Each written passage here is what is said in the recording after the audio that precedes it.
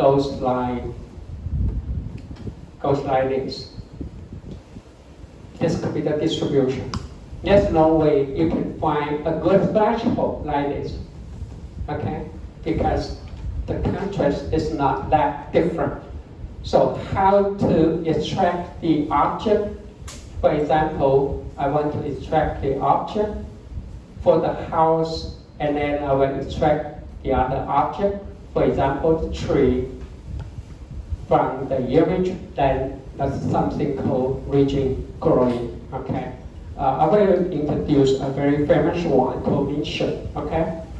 As I mentioned, to apply the deep learning, you need a lot of manual operation to do the library. Now, that's why I keep saying you can use the traditional way. Use the traditional way to do the library automatically. It could be slow. It may not be perfect, but after the region growing, it can only, the human operator needs just a little bit of time just to do the multiplication, not be good enough. You don't need to do the labeling or notation from scratch. Okay, that's something good. You need to learn the traditional way. Okay, and after that, as I keep saying, we can take the machine region as a pre-processing, so that I will discuss a lot about the image pre-processing, especially how to do the smoothing, how to do the sharpening, and how to enhance the image, especially for a very noisy image, a low contrast image. OK， 低对比的，杂讯很多的，我们怎么去做强化 ？OK， so after that, after the pre-processing, then we can use a better quality image as the input to your deep learning model, so that the training could be much easier, okay, and affordable. Okay, so look, will be a very important topic for pre-processing. And after that, as I mentioned, another very important topic called morphology. Morphology can be used as a pre-processing or could be used as a post-processing. 这个形态学可以用来当前处理，也可以当后处理。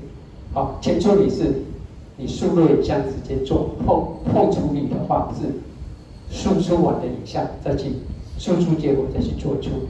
Okay, so morphology is and morphology can be applied in a binary image or a graph level image, or even a color image. But that's another story. We'll talk about a color image. Okay, but anyway, throughout the whole semester, I will mainly focus on a graph level image. Okay, most. But anyway, a color image is nothing but just a 3 channel of graph level image. That's it. Okay, that's it. Okay, and after that, I will talk about the affine transformation. I will talk about how to do the translation, orientation, especially for the PCA transformation, the PCA principal component analysis. Okay, we can apply this to identify the location of an object, especially for robotics. 机器人学你要知道定位在哪里。Okay, you need to know what is the location of the object, what is the orientation of the object. So you might use the affine transformation as a pre-processing, okay, to locate the object. Otherwise, if you want to use the deep learning.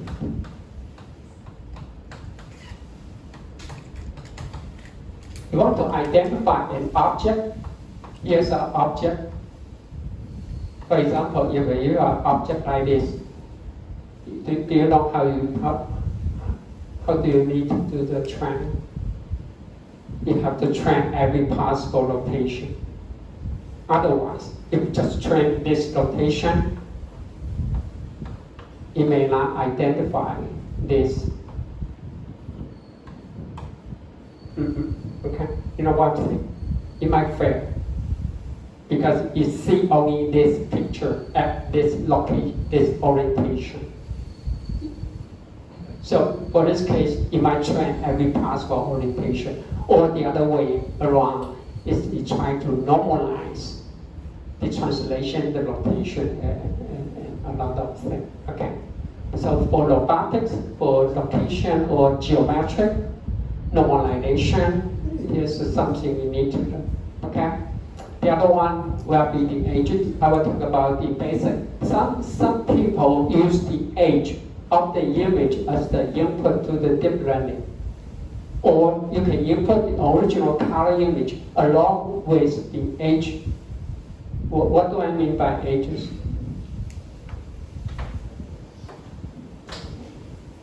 Given the image,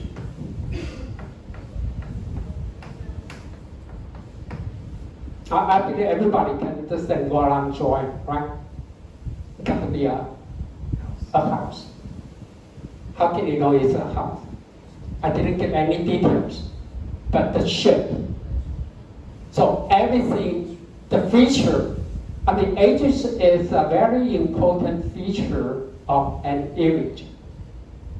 How to extract the feature, okay, from an image? That will be a topic I will talk about. So in that case, for your deep learning model, you can input the original image, okay, the original image. Also, you can put the ages image as the second channel of the input.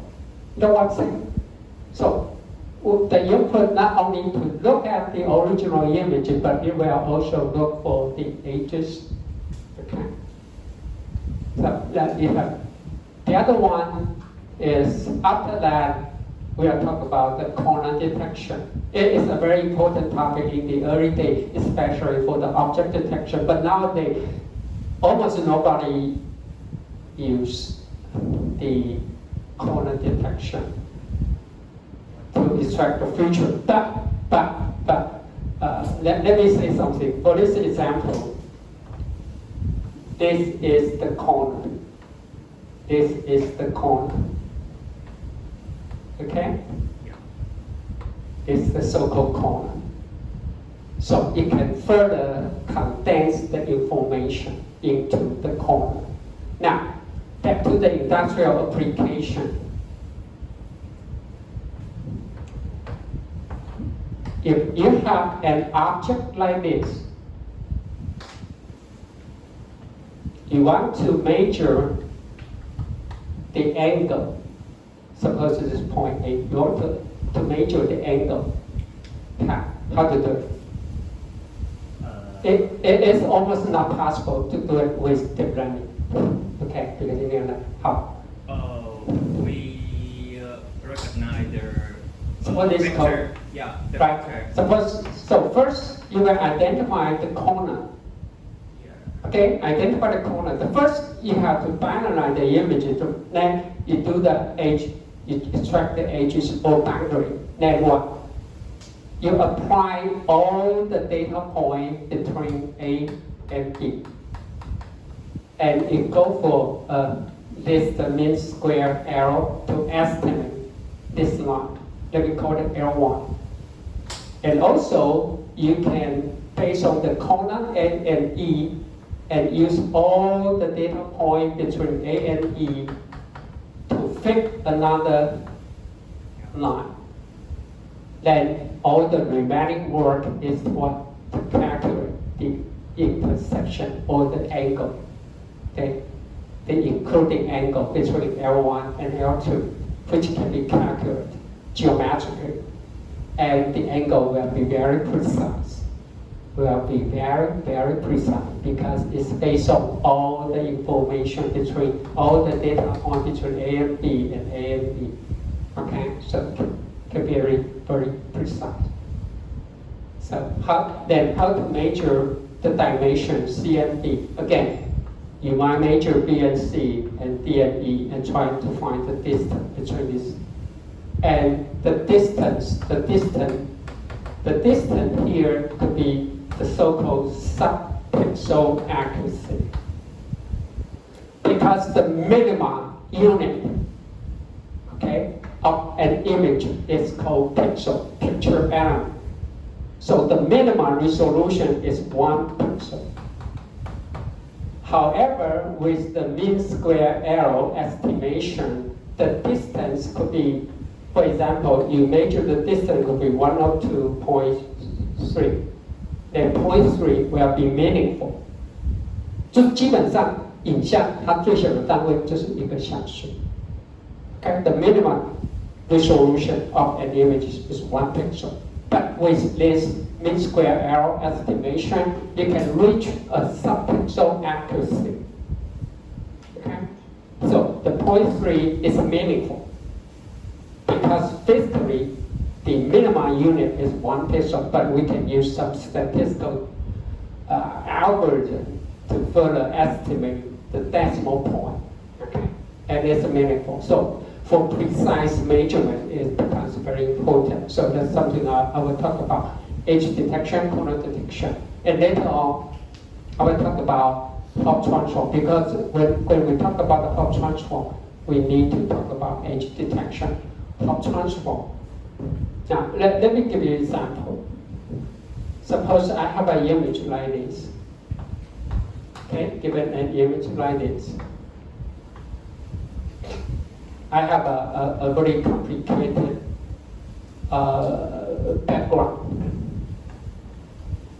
But visually, you can see there's a line here.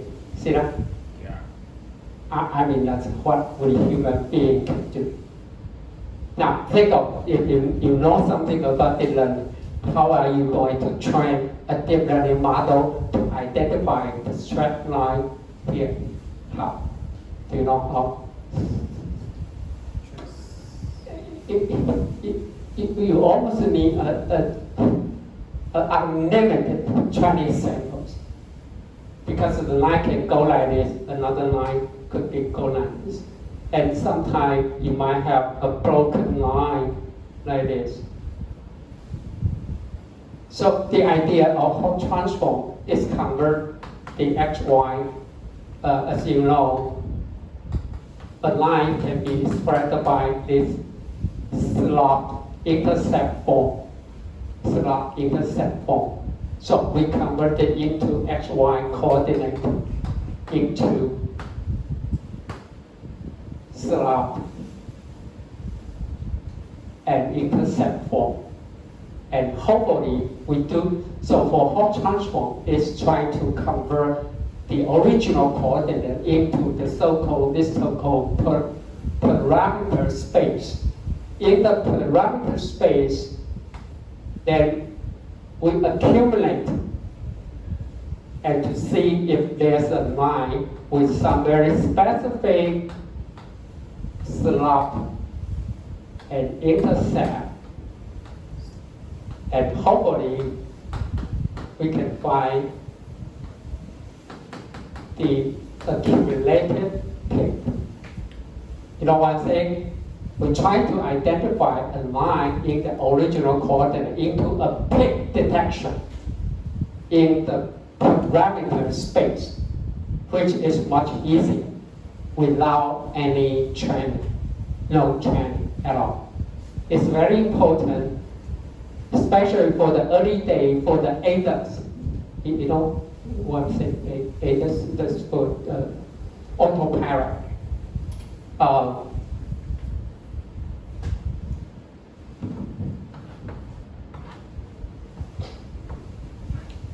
We have a tree or something, so, and here's the car,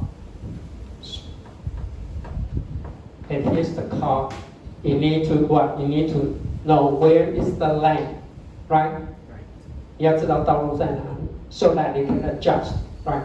A little bit turn the wheel to the left or to the right. You know, the early day, how are they identifying the length here?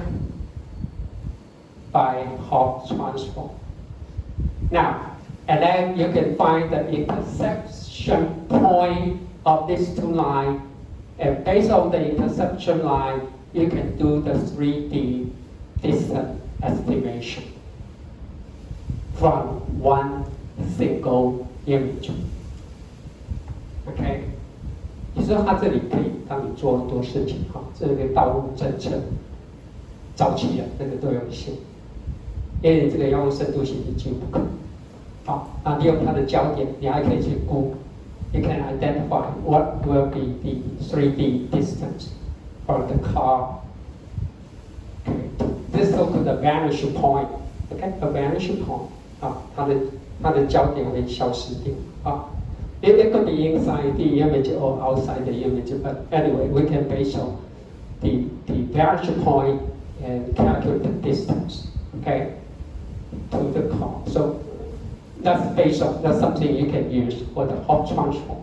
Okay, all of this could be very difficult to learn, or you need to provide a very huge data set for the deep learning to learn. Okay, and finally, I will talk about a very important topic, especially for service defect detection, or not just for segmentation. I will talk about the so-called texture analysis. Okay, I will talk about two approaches. One is based on the spatial information. Okay, the spatial information is the original image, and the other one is spectral information. The spectral information is we transfer the spatial information into the spectral domain by, for example, Fourier transform or weather. Okay, 可以用傅立叶转换。Now, what do I mean by texture analysis? Take a look of the wall here is almost pure white, right? But look at the ceiling.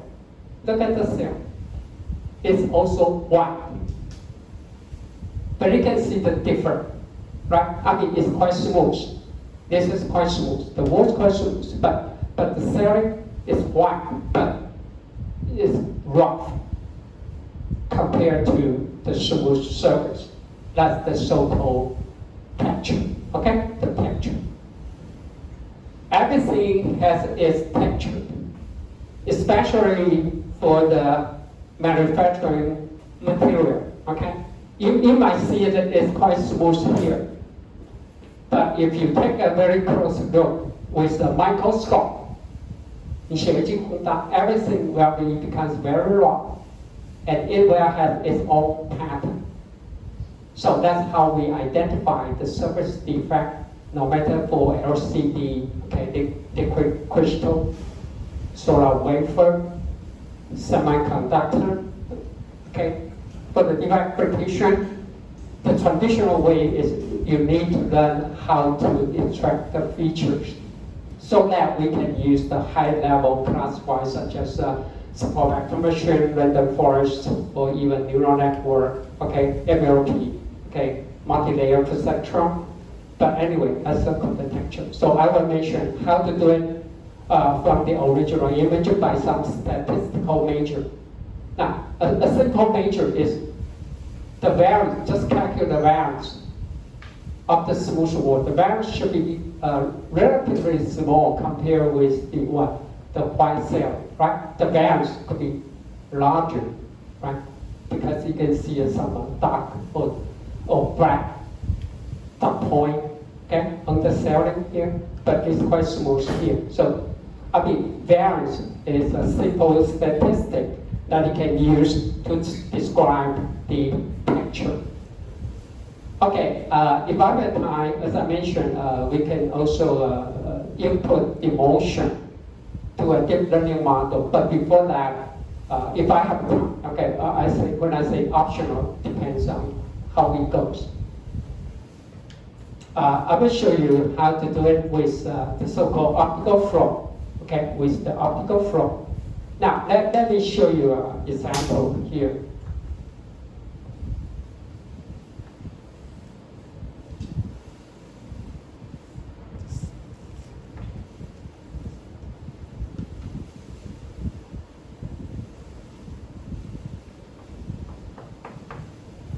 What is this guy doing?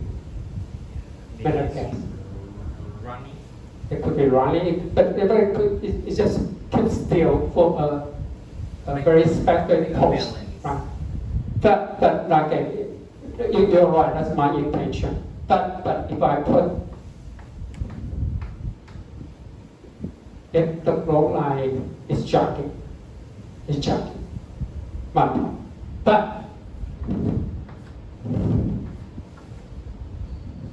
it's running fast, running away from something, right?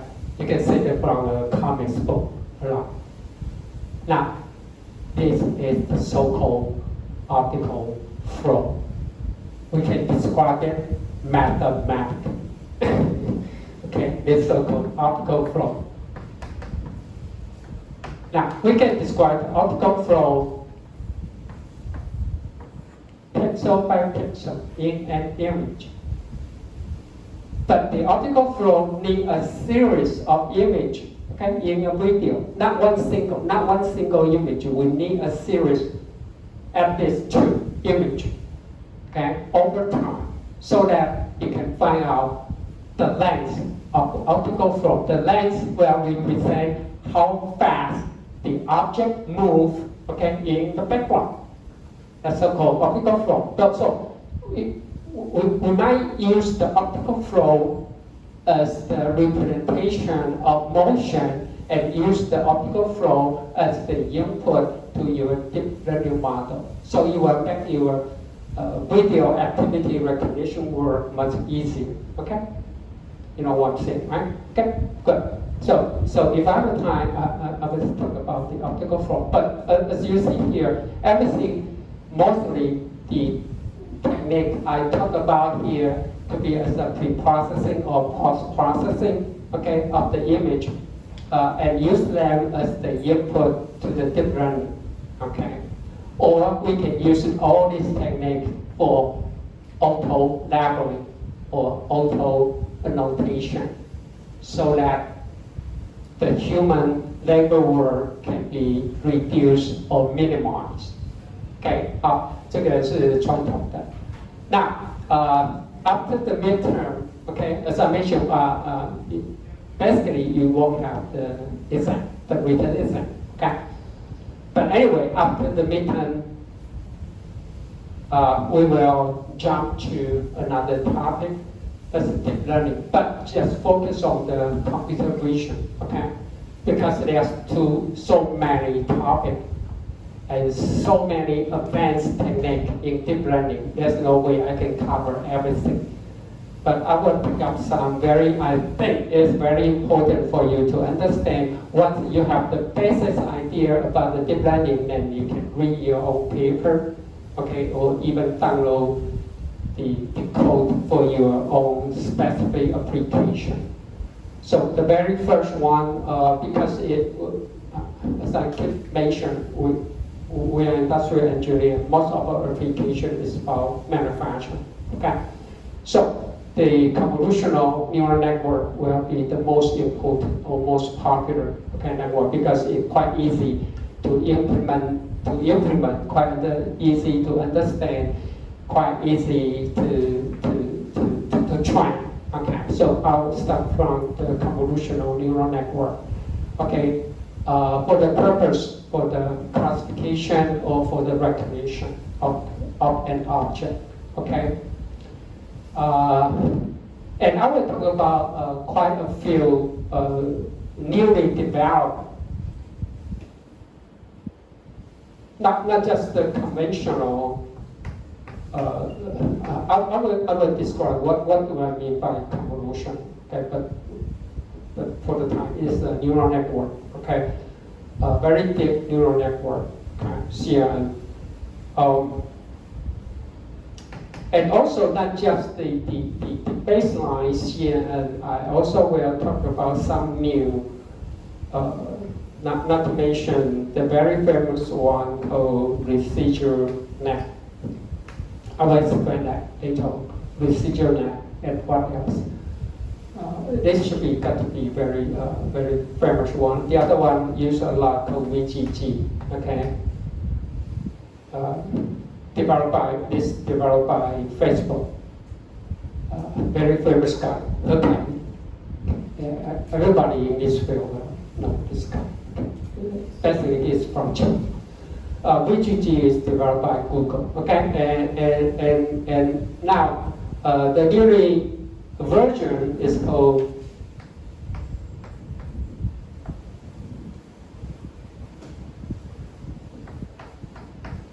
convolution labs. Okay, that should be the most advanced CNN model. Okay, based on residual net.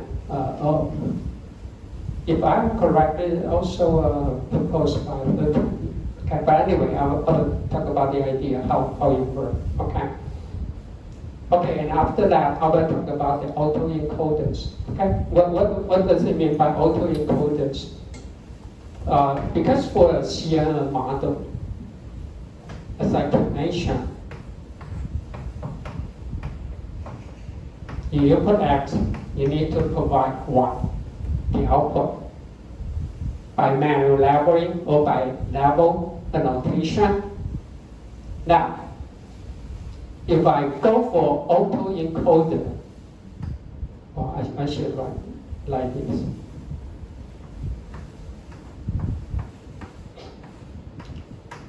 Auto. Do you what do you mean by auto?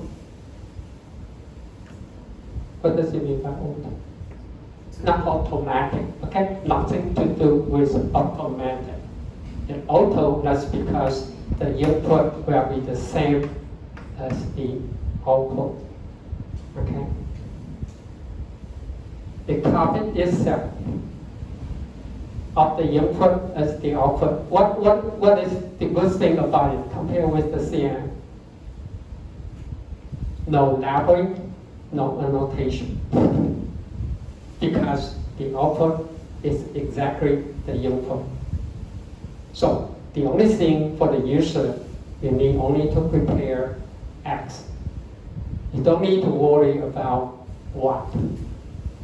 So no manual annotation. 没有标注. So what does it learn? That's something you learn here.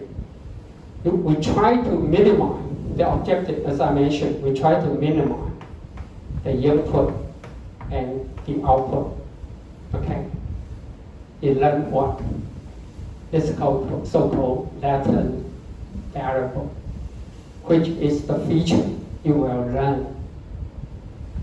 Is you will involve the encoder and the decoder. Okay, to encode X into a small representation. So which means whenever we use the autoencoder, it will do the feature extraction automatically. The only thing the user have to worry about is the dimension of Z. How many Z you are going to use to represent the input X, so that the Z, when you go through the decoder, it can reconstruct the output just exactly like the input. That's it. So for most of the application, especially for manufacturing, the manufacturing personnel or engineer, they prefer to go for this approach. That's because what?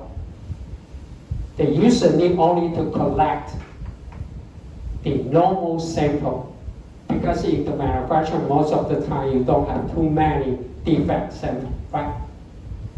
If you have a lot of defect sample, it means what? Your manufacturing quality is poor, right? It's almost not possible to accept.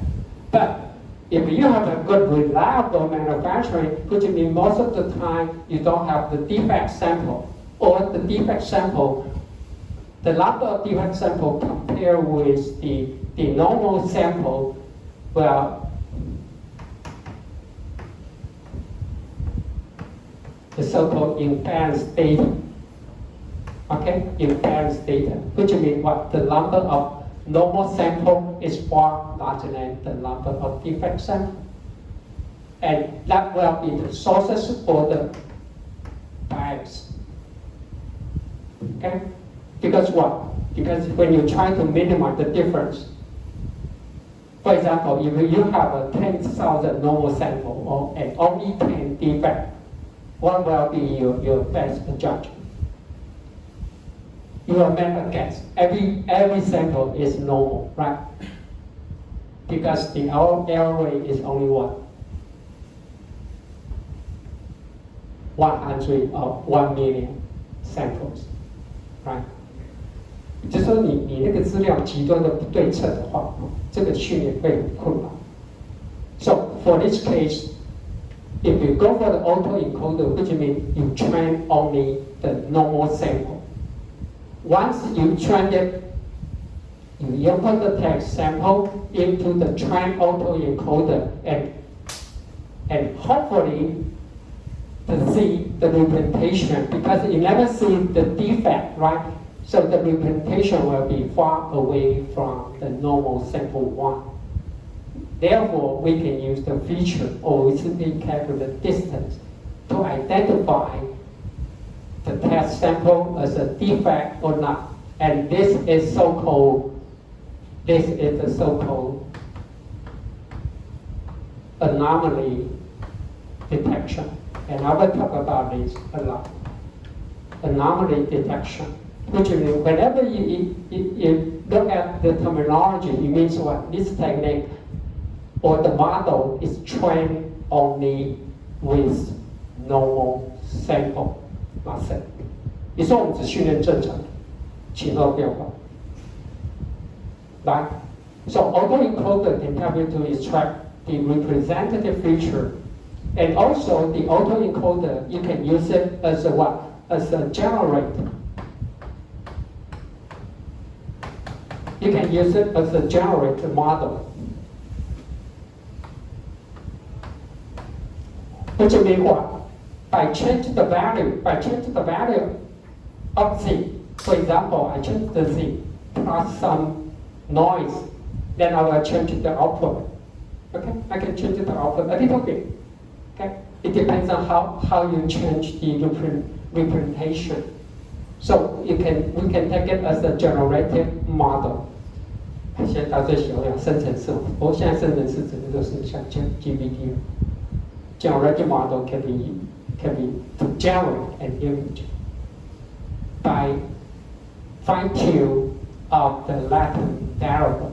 Okay, so you can use for anomaly detection. You can use for image reconstruction. Okay, you can also use for image, so-called image reconstruction.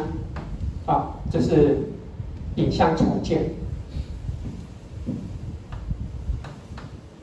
reconstruction. But as I say, because when in the manufacturing you might have the imbalanced data, that's another way to create the defect. Because, for example, you only have a few defects, then you can use the autoencoder to generate more defect sample. Okay, synthetically. Okay. 可以用合成的方式去合成更多。Okay. I will talk about how to handle the imbalanced data. Okay, even for the CR. Okay. But anyway, that's something you need to learn. Okay, so we start from the CR and some newly developed CR model. Then we talk about the autoencoder, and then I will talk about the object detection. Okay, to identify the object. This use a lot. Okay, use a lot of in autopilot to identify the pedestrian, the car, or the bus, okay, or the truck, etc. Okay, or the house, or the tree, or the building, or anything. Okay, so the most famous one is called YOLO. Okay, called YOLO. You only look once. Okay.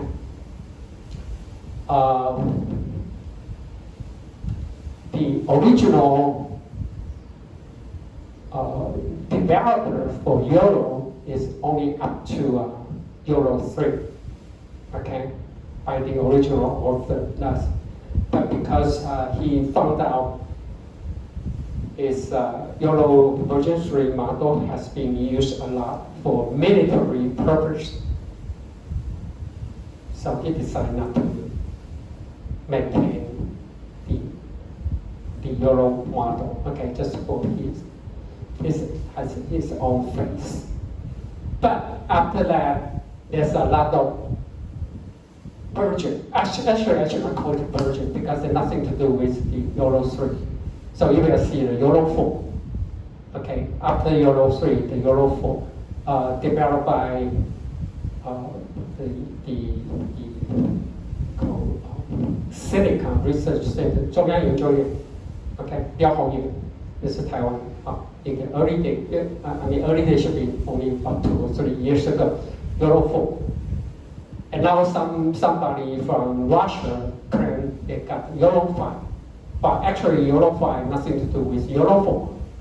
And then comes Euro 6, and then Euro 7 again developed by the Silicon, okay, the Professor Liao. And then the new version claim will be Euro 8. So there's no way I can talk about everything.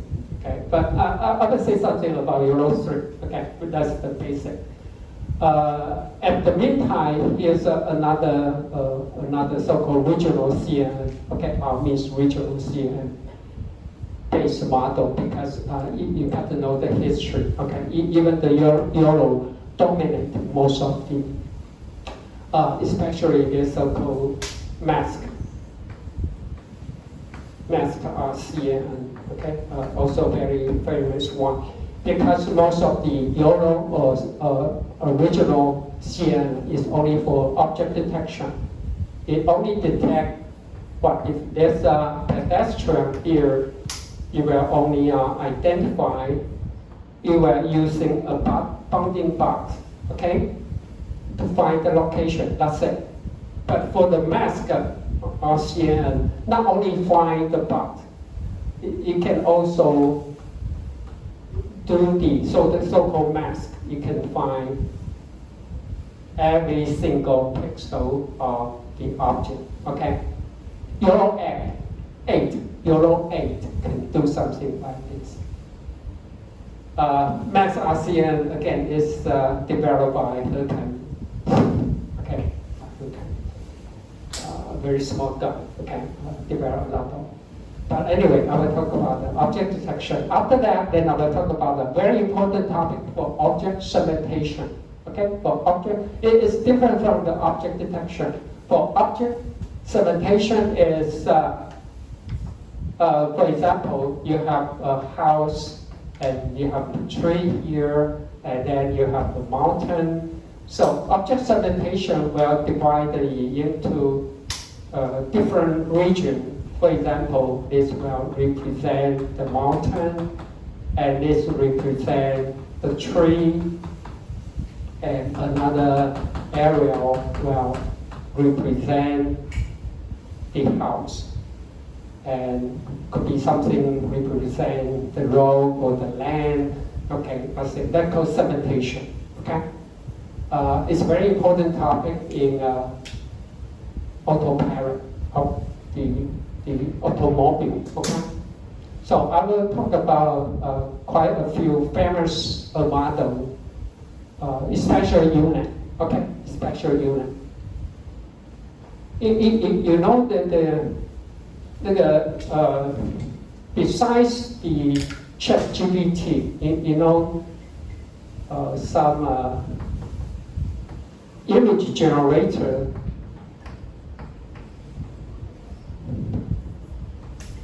Called Midjourney, right? You know something like this, right? Now, it's based on a diffusion model, diffusion. So I will talk about that. I will talk about the diffusion. But the backbone of the Midjourney basically is based on UNet. Okay, it's based on UNet. I would say something about it. And DesNet. And later there's a DeepNet. Okay, the UNet goes like this. Well, actually, the UNet is encoder decoder. It's an encoder.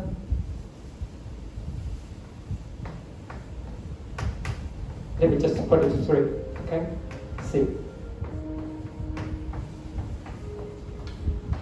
Now, you will have something like this. When you put X, now the output does not have to be, okay? It's not, it is encoder decoder form, but it's not auto-encoder. So the Y could be some 7. That's why I'm saying the Tesla need to hire 1,000 people more than 1,000 people to do the annotation, to do the Y. Okay, to do the Y. Now,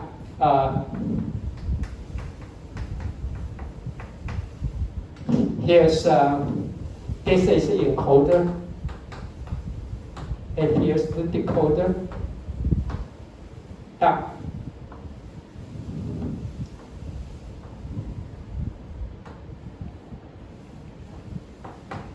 this is how UNet work. Okay, oops, I should put here. Okay, and here, and then here. You will make the connection. Because when you condense the information, you will lose quite a few information. So you use the connection to bring back the information in the lower level of the encoder and put it back to the decoder. Okay, that's the basic idea. That's it. I would discuss this because UNet is almost the most famous, okay, architecture. Very easy to implement, very easy to understand, okay, and very easy to train. Not like the mid-journey. I mean, it goes for the diffusion. I mean, the training time is quite long, but the image quality definitely is better than the UNet. Okay, that's something I will talk about. Okay, segmentation. Okay, and after that, I will talk about the generative adversary network GATE. Okay, so GATE is used to generate the image. Okay, I will talk about different version, different model. It's very important. It's very important to generate the model. And this is optional, finally, the transformer, because the original transformer, like GPT, okay, is for natural language. Now, some people has converted the transformer into the V means vision, okay, vision transformer. But from my point of view, I think it's just too, it's not natural, okay. It's natural, it's not good for them. Personally, I don't, I'm not quite comfortable with, remember when I talk about the CNN, I mean there's a newly developed convolution next, but actually, this is from Facebook. It proposed this model based on CNN, convolutional neural network, and it claimed it beat the vision transformer. It's saying you don't need a transformer for vision application. Okay, but definitely, for ChatGPT or anything, for natural language, it's based on the transformer. Okay, but not vision transformer. Okay, but if I have time, I will talk about this. But for me, personally, I'm not quite feel comfortable with it because the training is quite difficult. Okay, it's quite difficult. But anyway, that's all the topic I'm going to include for the computer vision. Okay, let's take a break. Okay, please come back. We have one more hour to go. Okay, I will show you what is the background you need to know about the image processing.